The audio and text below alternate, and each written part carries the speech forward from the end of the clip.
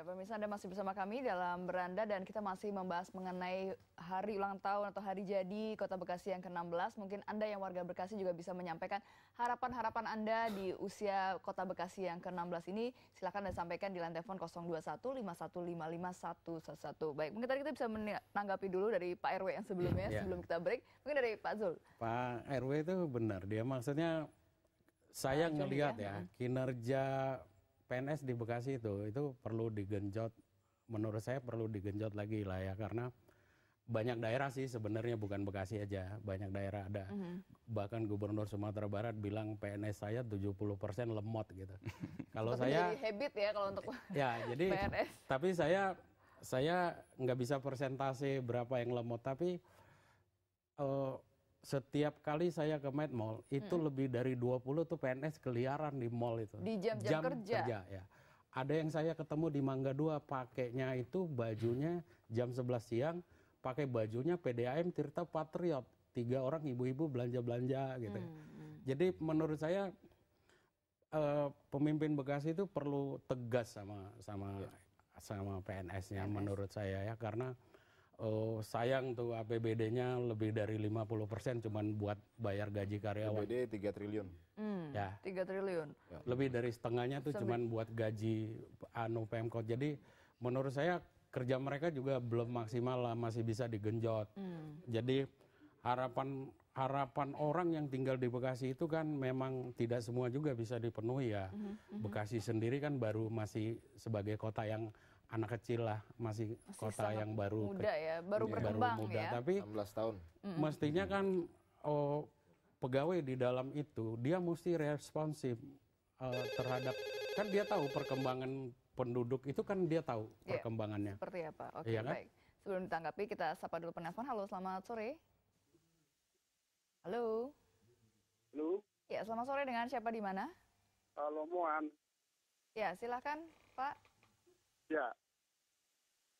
Halo, Muan, Bu. Iya, Pak Halomuan di Bekasi, silakan.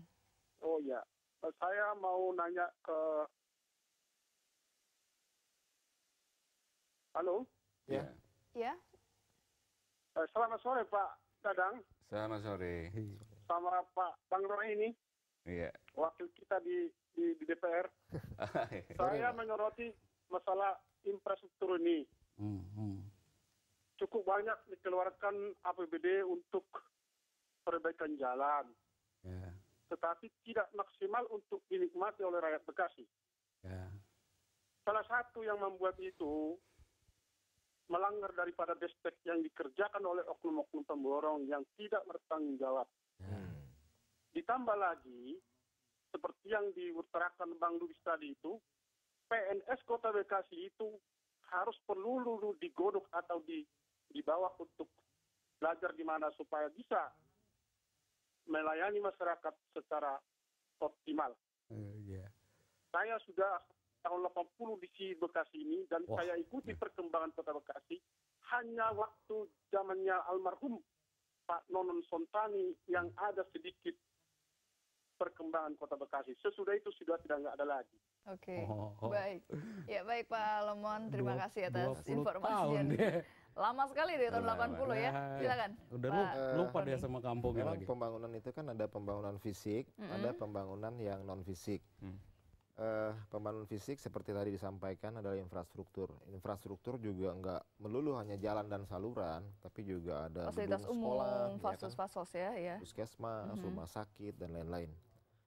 Cukup besar anggarannya. Tapi selaras dengan pembangunan fisik, seharusnya memang pembinaan dan pembangunan mental dan karakter pelayan publik juga harus selaras, diimbangi juga. Jadi contohnya tetangga kita di Bekasi, Gubernur DKI kan minta supaya aparatur pelayan publik yang ada di etalase di pintu depan ya, kelurahan, kecamatan, etalase itu kan, itu tampilannya juga harus cantik, baik, ramah. Jangan judes gitu. Yang di puskesmas, rumah sakit juga jangan judes. Kalau judes di rumah sakit, ada orang mau berobat, keburu sakit. Sakitnya tambah lagi. Malah tambah sakit parah fisik, sakitnya. sakit mentalnya juga. Artinya ini juga harus selaras gitu. Nah, bagaimana menciptakan itu? Saya pikir bisa. Bagaimana Kita lihat caranya? bank-bank swasta aja. Bisa kok mentraining front officer di depannya, satpamnya ramah, kan? Customer service-nya ramah. Biarpun customer-nya atau kliennya marah-marah gitu, tapi tetap harus bisa Tetap senyum ya. Itu swasta loh, yang mengoperasikan bisnisnya, menghitung overhead, harus bayar gaji dan lain sebagainya. Kalau loss, maka dia bisa gulung tikar. Kalau pemerintah kota enggak, kita nggak ada istilah Bangkrut. seperti itu. Uangnya ada. Uang siapa? Uang rakyat. Kenapa nggak uang rakyat ini diinvestasikan lagi untuk melatih pegawai negeri yang ada, ya supaya tadi yang Bapak bilang tadi yang berkeliaran pada waktu jam kerja itu nggak ada. Menurut Sanksi tegas itu saya mesti dia harus pimpinan Bekasi itu nggak berani memunculkan ide-ide alternatif menurut saya. Oke, Iya baik. kan? Nah, kenapa itu tidak berani? Nanti bahas usai pariwara berikut. Kita break dulu ya, Pak Zul ya.